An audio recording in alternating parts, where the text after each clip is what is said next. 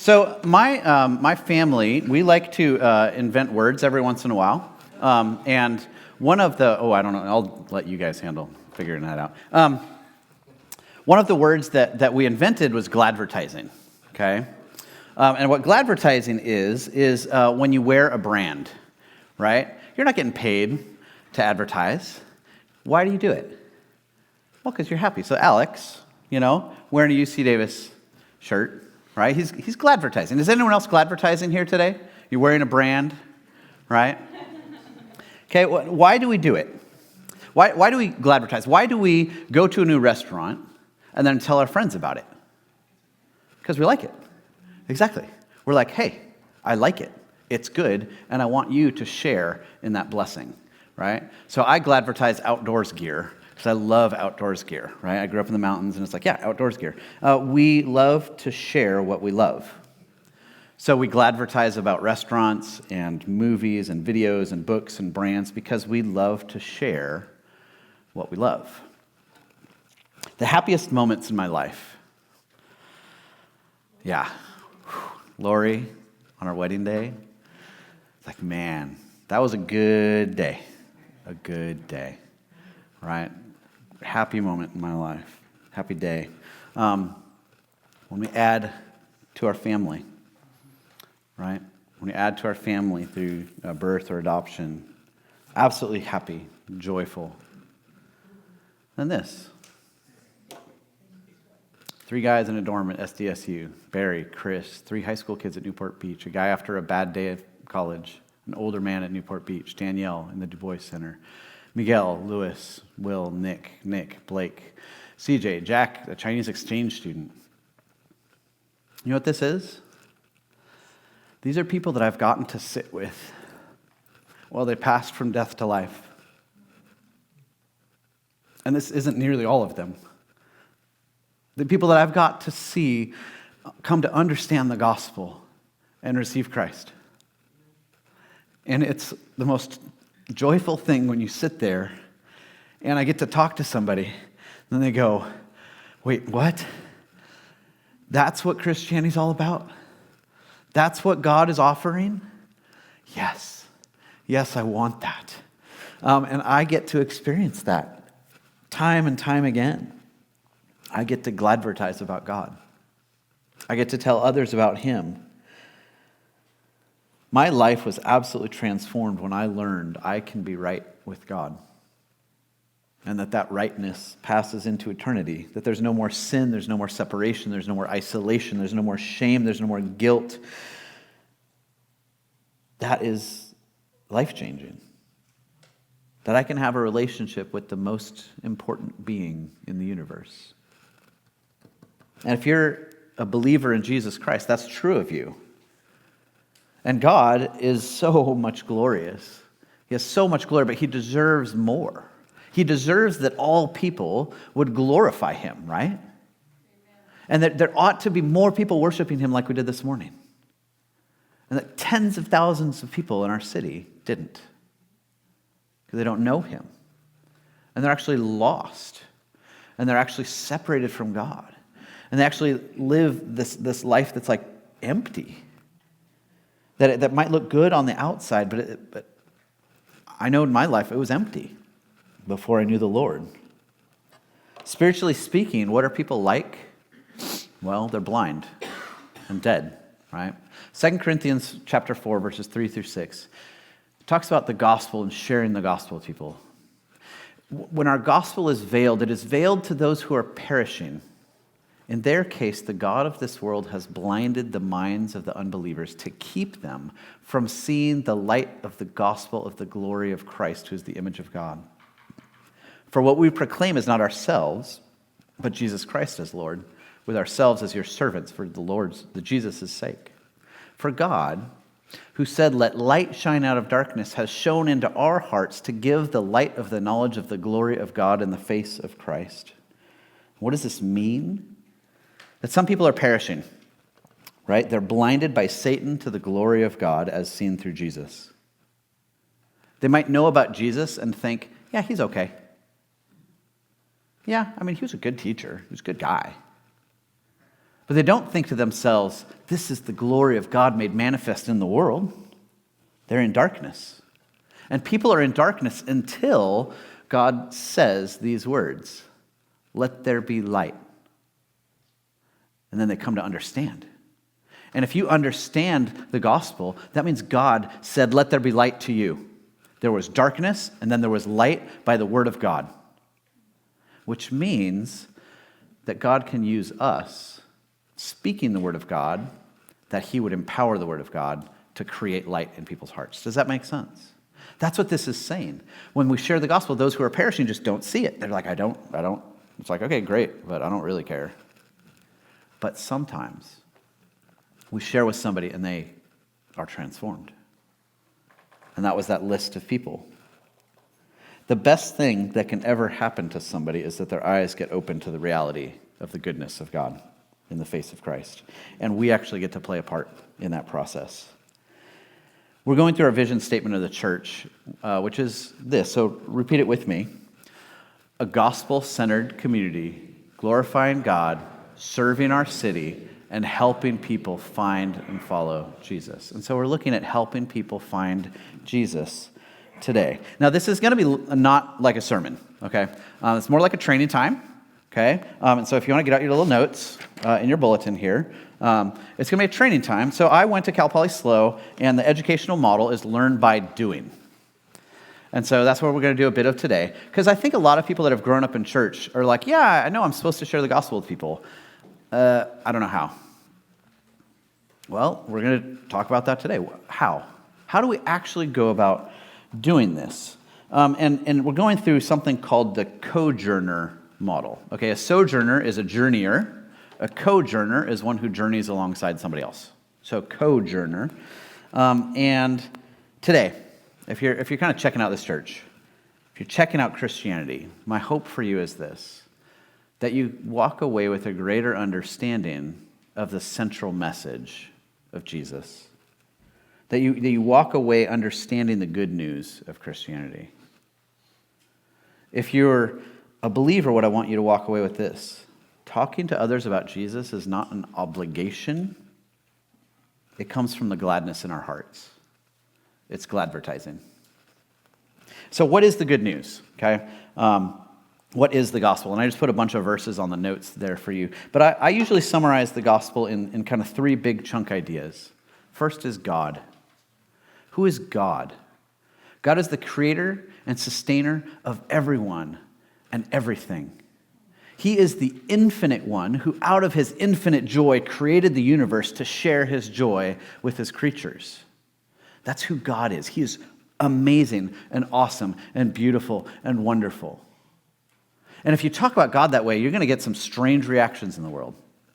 Because so many people think of God as a cosmic killjoy or a policeman in the sky or just crazy views. But that's not who God is. God is wonderful and amazing. The good news of Christianity starts with God himself. The problem is not in God, right? The problem is in us. The next thing we have to talk about is humans. We're sinful. We're rebels. We tend to not love God. We tend to turn away from him, and we're separated from God. We can't help ourselves, and we can't save ourselves either. We're slaves to sin, and we're slaves to death. We just can't get out. This is corporately and individually. It's like a stain that we can't get rid of. I think of the book Treasure Island, right? Where if you remember the book, he gets the mark of death from the other pirates. Once you have that mark of death, death is coming for you. And we all, because of the sin in ourselves, have that mark of death upon us. That's the reality that we sit in. God, knowing that reality, responds with Jesus. He is God. God responded by sending Jesus for our failure in slavery. And God saves us from sin and death through Jesus, through his life, that he lived a perfect life. His teaching, he taught us the right way to live. His death, he died the death we deserved to die, and he took our place. And then the resurrection, showing that he conquered sin and death. And his ascension, raising up to the right hand of God, waiting for the day when he returns and finishes the job. to set up his kingdom here on earth finally and fully. That's the good news of Christianity. It's God, it's humans, and it's Jesus. That's the good news, is that life is found in understanding these three things rightly. And that everyone actually needs to respond to this news. Of those list of people that I had on that slide, 95% of them responded because I used the little tool that I gave you. That little Knowing God Personally booklet, that's what I use every single time, just about. Every single time I want to share the gospel with somebody, I use that little booklet. What's awesome about that little booklet is if you freak out and can't do anything else, you just read it. Just read it with somebody, and it'll ask questions and all this kind of stuff. And it's beautiful because it says, here's the good news of Christianity. And then it says, do you want to respond? And people, when they rightly understand it, they're like, yes, I do. I rightly understand it. I want to do this. So if this is the gospel and it's the greatest possible news, why don't we have more spiritual conversations with people? Right? What is it? Because I don't have nearly as many as I wanted. When I was preparing this, I was like, man, it's been like 6 months since I've seen someone come to faith. That is way too long in my life. Now, God is, I think, a special weird thing in my life that I just get to find people. Like, I'm a fruit picker that just finds really ripe fruit. Some people, it's like, they go to the fruit tree and they're like, this isn't ready yet, but I'm going to work on it. Okay, that's someone else's job. My job, it seems to be like, pick ripe fruit. Well, so why don't I share the gospel more? And I thought of these reasons. One is just ambivalence, right? There's just a cultural ambivalence, right? When you're really excited about something, you're like, hey, do you want to go do this? And then someone's like, What does that do to your excitement? It just dampens it. It's just like, hey, I'm on a really awesome fire. And then someone's like, bucket of water. Right? And we've felt that. Hey, there's this really cool movie coming out. You want to do that? No, I'm tired. Okay. Well, nothing cools enthusiasm like Debbie Downer, right? So when we walk into society that's just like meh about spiritual things, it's hard to keep talking to people. So I think that's one, is just this just general ambivalence, which honestly I think is going away a little bit. I think it's going away a little bit in culture. But what's fascinating is that there's not just ambivalence, there's hostility. There's a reality that some people get mad when we start talking about God. They get mad when you start talking about Jesus. And I believe it's because they don't know what they're talking about. They don't know who God is. Why would you get mad about talking about a God who's infinitely awesome? But people do. And there's this hostility that people who are blinded by Satan are hostile to God and hostile to us who talk about God. And so it's hard to keep talking about God, right? And then we experience failure. And right, when you experience failure, it's hard to keep doing something, right? So here's the mentality shift that I would love to invite everyone to take. We need to become more like these people. Now, this is a picture of people from the 1840s in California, right? The people who were looking for gold. Why did they come? Well, they came because they believed there was gold, and they were right. Now, what's interesting is they didn't create any gold. The 49ers did not create gold. It was already here. It was already present. They were looking for it.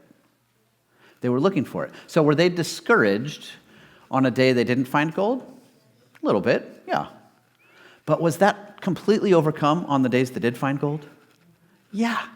Yeah, when they found gold, the joy of finding overcame the disappointment of not finding, right? And I think that's the first mentality that we need to start thinking about. And it's this belief that gives the foundation for it. God is always at work. Jesus said, "My Father is working until now, and I am working." Jesus lived by this reality. God is always at work. Jesus was not creating spiritual interest in people. He was finding it. He was finding the spiritual interest that people already have. And I sincerely believe that that's one of the reasons why I keep going in talking to people about Jesus. I can talk to 10 people who are disinterested, and then the 11th is really interested. And so I just say, hey, that's what I'm going to remember. It's like playing sports. If you play sports at all, you try not to think about your misses. You try to ignore and forget all the times you messed up and fixate on the times when you score and you do it right. And that's the mentality that you have in sports. That's the mentality you have in evangelism as well. So how do you do it? You put on a hat, okay? You put on the hat of an explorer, a 49er.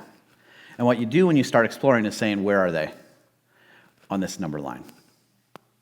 When I meet someone, I think of this number line. This number line represents a -10 as someone who's really, really not interested in things of God, okay? They're not interested in things of God. 0 is when someone like understands and makes a decision for Jesus, and then +10 is someone who's just going for it spiritually, okay? So when I meet somebody, I think to myself, where are they at spiritually? What's going on in their lives? And not only where are they, but where are they going? Okay, so it's this concept, okay? That's a -3 and an arrow. It's really small for some of you, okay? Now, if you might meet somebody at a -3 spiritually, it's someone who's like, I'm sort of interested in spiritual stuff. I might even have some kind of church background. Now, what's the difference between this arrow and this one? What might that kind of difference be? Someone who has a -3 moving towards positive numbers or a -3 moving towards negative? What might have happened to that person? I'm asking for participation. It's not a rhetorical question. Church hurt. Yeah. What else? Something bad happened, right? Yeah, someone betrayed you. Got the wrong answer. Criticism, right? These kinds of things happen. Yeah, you see too many hypocrites, right? Now, what would cause someone to go from this to this? A positive experience? Kindness, a real friend? A miracle, right? Those happen. These things happen. And so is your belief that there are people that exist right here around you? You should, because God is always at work. Honestly, I think in some sense, if you don't believe this, do you really believe God is moving in the world? The 49ers certainly did, right? They believed there was already gold, and so they went for it. Okay, so what is an explorer spiritually? Okay, an explorer is initiating spiritual conversations.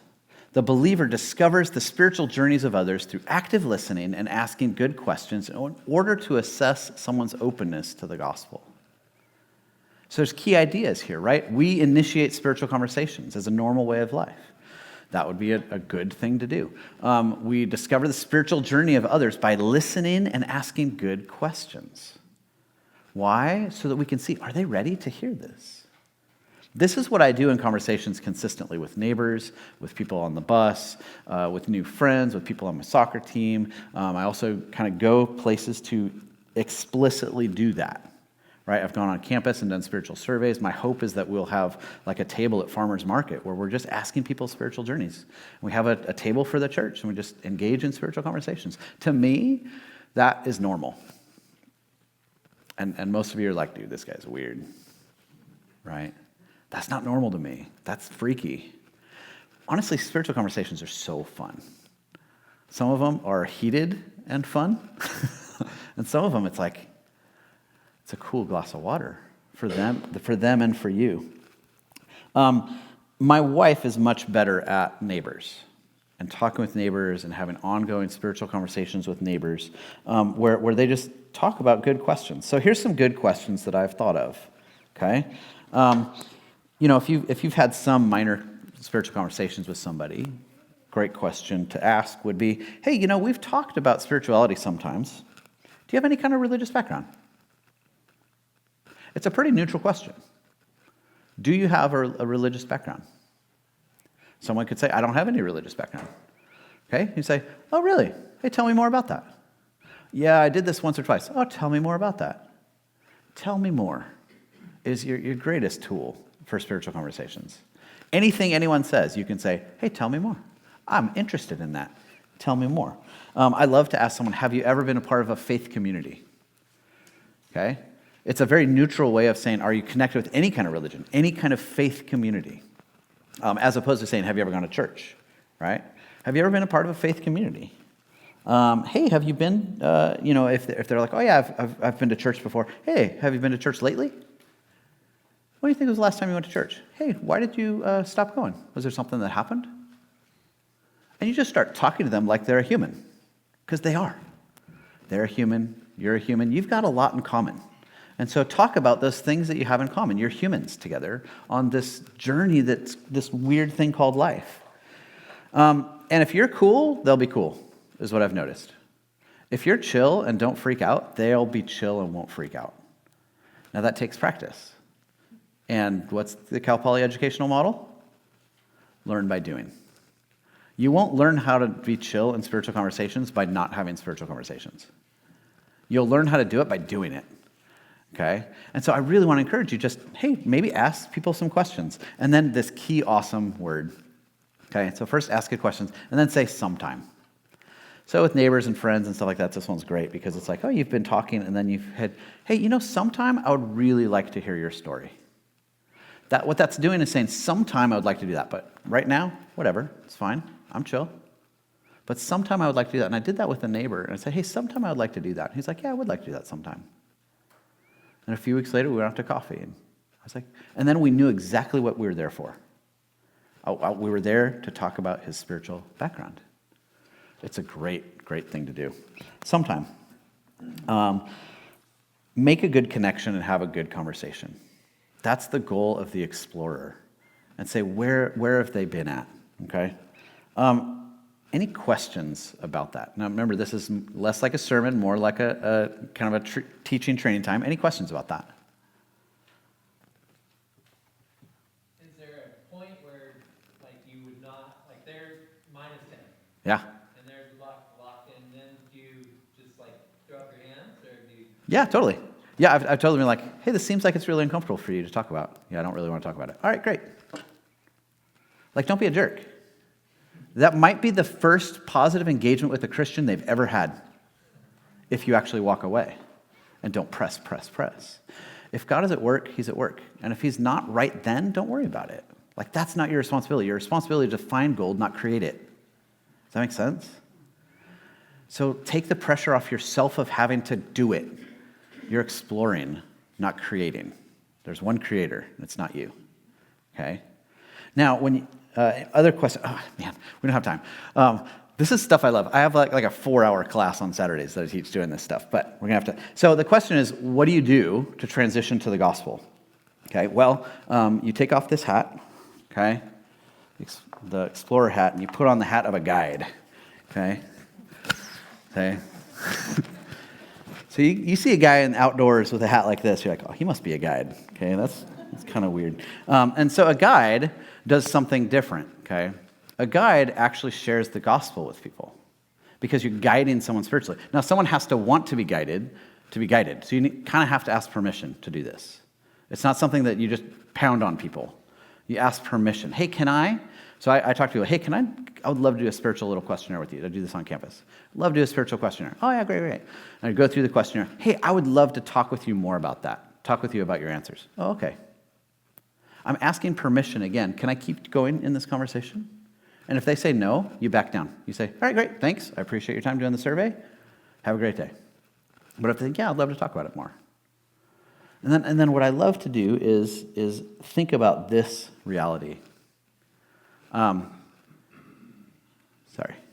This reality. I am not ashamed of the gospel, for it, the gospel, is the power of God for salvation to everyone who believes. The gospel is the power of God. The gospel has creative reality in this world. The gospel causes faith. Faith comes by hearing, and hearing by the word of Christ. How does someone get faith? By hearing the gospel. So it's this weird reality of this tension of like the freedom of the explorer is I don't have to create gold. And then the guide says, and yet if I get to share the gospel, gold might be created. It might be, but I can't push that. Does that make sense? And that's the culture we're in. It's like, we don't want to be jerks. If someone's going to hate me, let them hate me for the gospel, not hate me because I'm a jerk. Right? I'm fine if someone hates me because, oh, you're a Christian. You follow Jesus, and that makes me have preconceived notions about you. That'll happen. But if they hate me because I'm a jerk, that's on me. Does that make sense? And so if I've explored their background and I find that they have a Christian background, okay, here's what I begin to do, okay? I tell my own story, I ask some key questions, and I share God's story. So my story and God's story, that's what I'm pursuing. I ask a few key questions. What do you think the central message of Christianity is? It's a great question. Ask your friends, what do you think the central message of Christianity is? And here's what will happen. They'll give an answer. You just sit there silent. They'll give an answer, and then they'll be like, well, am I right? Did I get it right? And then what are they basically doing? They're inviting you to tell them what the central message of Christianity is. And this happens. This happens consistently. It doesn't happen with everybody at all. But it is really interesting to know, what does someone else think the central message of Christianity is? Now, a lot of times they'll be like, hey, love people. And what I say is, it's not less than that. It's not less than that. So much deeper than that. And so I start to share the gospel, because the gospel is the power of God. And so I start to share my story like this. So if someone's from a church background, they've shared their story, they talk about church, they're like, and it was meh. You say, you know what? I grew up a lot like that. I grew up thinking, I think God exists. Let's go play soccer. And my life was absolutely transformed when I started going to college, and I hit a really rough patch. But a friend invited me to go to a Christian group on campus, and I went and I saw people that had a reality with God that I did not have. And I began to realize I don't have it. And so I began to listen. I asked some questions until finally somebody, a bunch of us were in Starbucks, and she was like, hey, why are you hanging out with us so much? In my head, I was like, I want friends, But I was like, I don't know. And then she said, well, what do you believe? And I said, I don't know. Do you want to meet with my husband and kind of go over what it means to have a relationship with God? I was like, that'd be great. And the first time we met, this guy asked these two questions that were really helpful for me. One was, based on a scale from 0 to 100%, how confident are you that you're right with God and you'll be with him forever? In my head, I was like, I haven't killed anyone, so that's good.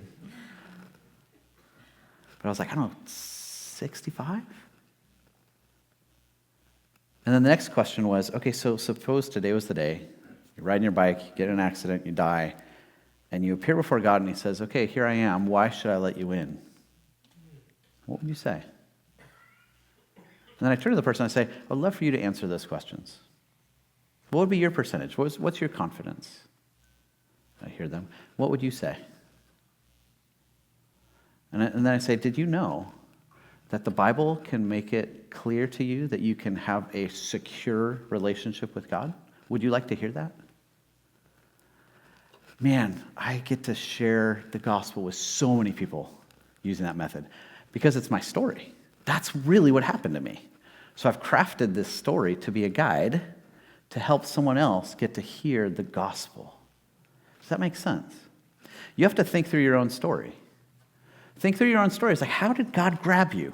How did you come to understand this? Share your story and ask some key questions that help someone else say, I want to hear what changed.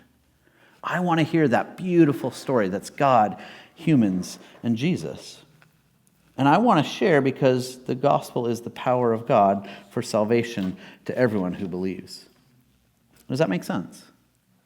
So we want to share God's story, okay? How do you tell the gospel? Use the little booklet.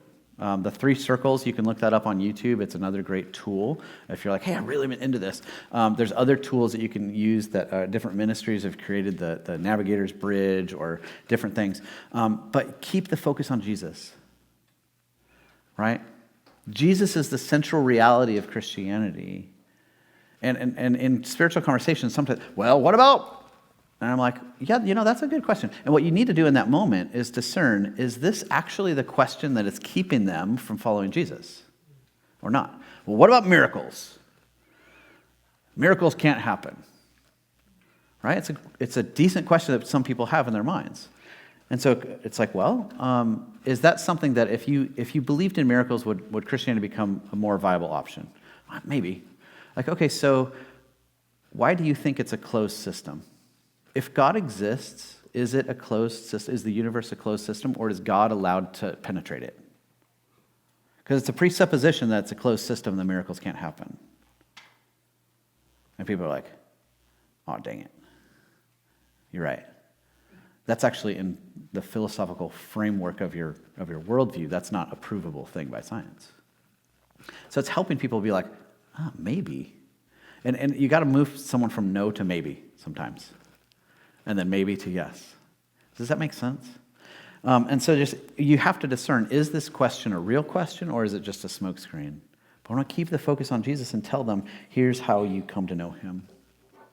If you're sharing the gospel with someone from a non-religious background, same thing. Tell your own story, ask a few key questions, and share God's story. What I love doing is still, what is the central message of Christianity? And ask people. If they have no spiritual background, it's really interesting to hear what people say. It's really interesting. And I'll begin asking questions like, what do you care about? Well, I really care about the environment. God does too. Did you know that the story of Christianity is God healing and redeeming the world and cleansing it from all the wickedness that's happened and all the dirtiness and brokenness? God deeply cares about the world. What? Yeah, let me show you. And you get into questions like, what do you care about? God cares about those things. I care about helping other people. God does too. Right? It's like, yeah, God cares about all the things we care about if they're legit things to care about. I really care about sports. I'm like, well, I don't know that God cares that much about sports, actually. It's like, yeah, I don't know. But what I do is I tell the story of Christianity with this in mind. When I get done, they say, that's beautiful. I really wish that was true. That's a beautiful story. I wish that was true. And then I say, you know what? It is. And the resurrection of Jesus is the most historically researchable thing possible. And it centers on that reality. If Jesus rose from the dead, all of this could be true. So do you want to research that? And you're trying to give them a positive experience with a Christian, sharing the gospel with them, so they're like, wow, all my preconceived notions, they may be wrong. They might just be all wrong. I love getting to help people find Jesus. If they're from a totally different religion, I often tell my story and ask a lot of questions and listen a lot. Listen for their experiences, and then ask something like, how do you think Christianity might be different than what you've experienced? Do you know enough to even answer that question? Would you like to learn more? Someone has to go from closed to curious to open to change to come to faith. And so I want to be a part of that.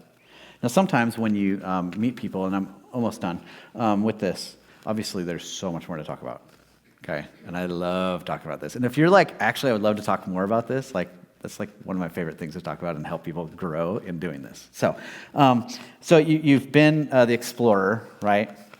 You've been a guide with somebody, but they're just not ready, okay? They are not ready at all. They have this gap between them and following Jesus. The next thing that you need to do, so you meet somebody, they're at -5, and there's this boom, this thing blocking them. What you need to do is be a builder, okay? I've got my nice Carhartt hat on, okay? It's a builder's hat, right? I wanted to get a hard hat, but I couldn't find one.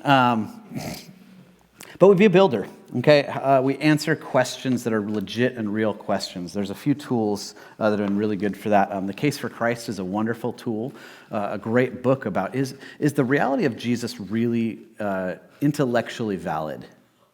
And that's a reporter who then said, yeah, yeah, let's examine this and see. Another one is Reason for God by Tim Keller, who is a pastor in New York City. And some of the key ideas that in culture that make belief in Jesus really hard.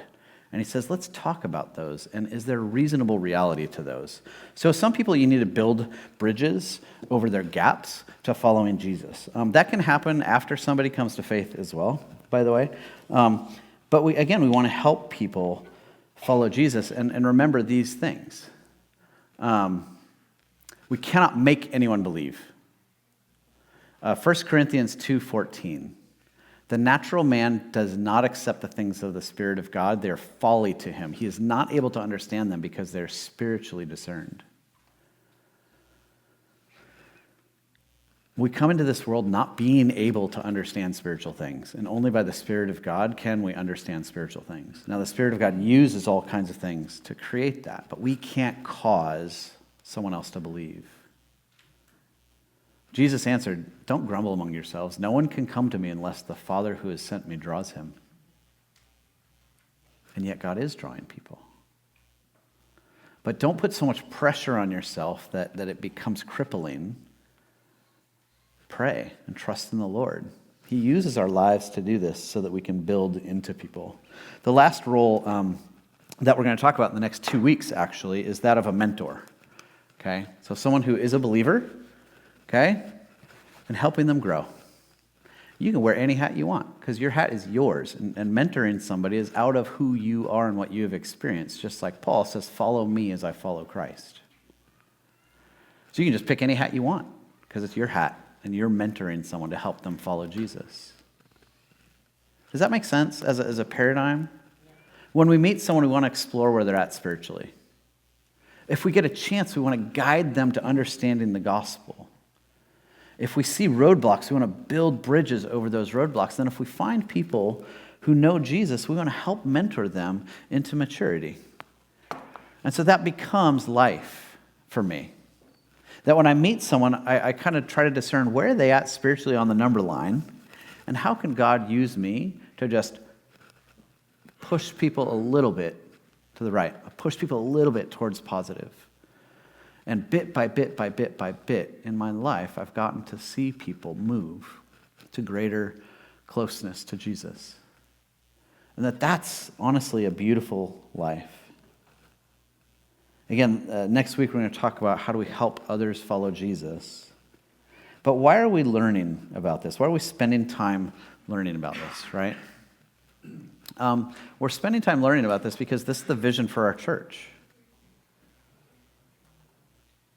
This church does not exist for itself. This church exists for God.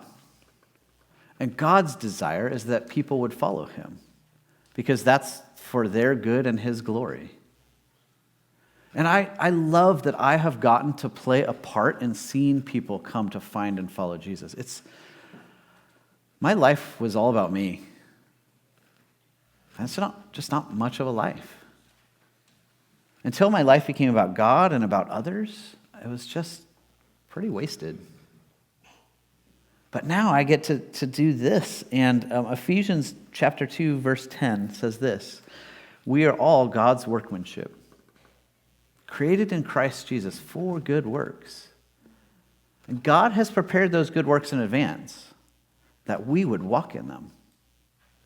There are things in your life that God has prepared for you if you would walk in them. There are people and conversations that I think you're meant to have if you would open your eyes to this way of living and engaging with others, and that your life will be radically transformed and your joy will grow, because that's how Gladvertising works.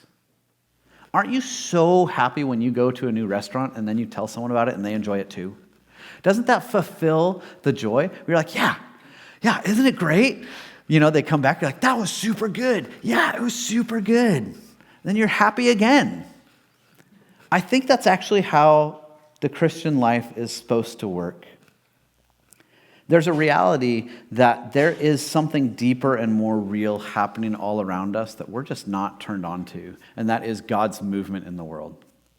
That if we would learn how to walk by the power of the Spirit and the reality of his word, we would see God do crazy, amazing things. over and over and over and over again. And that's the invitation that he has. What he's asking you to do is download a new app. And it's an app like Pokemon Go. Do you guys remember that app? Todd still plays it, okay? But it's an app that when was that? Like 2018, 19, somewhere in there. And it's that there's these little Pokemon all over the place. And you pick up your phone and you walk around and you find them and you capture them. And I guess you can have battles and different kind of stuff. It's augmented reality. There's real reality, but then there's a deeper reality of the Pokemon everywhere doing that. And you go look for them and all this kind of stuff, right? What if that was a hint at reality that they didn't even know? And that what we ought to be doing is asking ourselves, is God moving around me right now? God, would you show me? Would you tell me? Would you help me? And then ask people questions and find out. That is the great adventure that I think we're called to.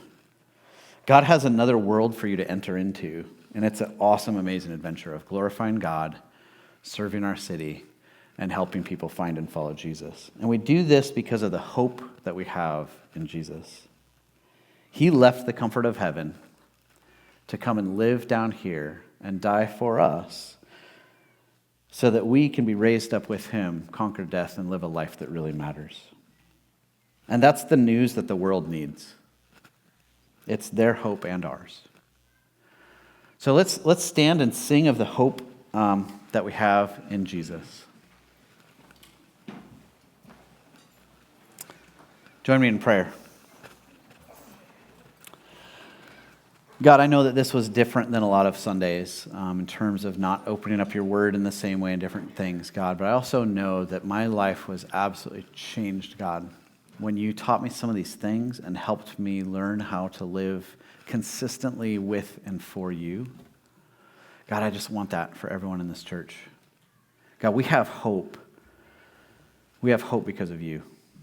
And God, I pray that you would help us spread that hope and that life to others. Jesus, in your name and for your glory, amen.